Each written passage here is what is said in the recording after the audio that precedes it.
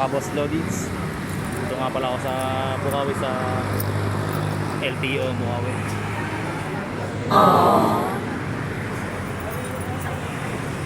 Ngayon si Sir. Chinek ko lang yung plate number ko kung pwede na makuha.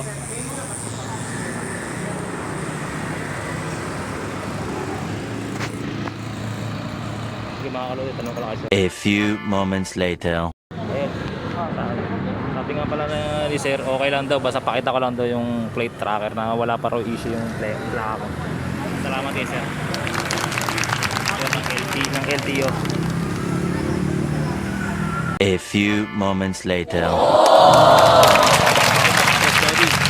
Wala tayong pangamba kasi nagkaroon tayo ng idea kay Sir. Sabi ni Sir, pag may operation daw ng LTO, kung wala pa akong plaka at improvise pa lang, pakita ko lang daw yung tracker na wala pa yung dating ng ano ko, plaka ko. Ayun, makakapag-gala-gala ulit tayo mga kabos. So, pakpak na ulit.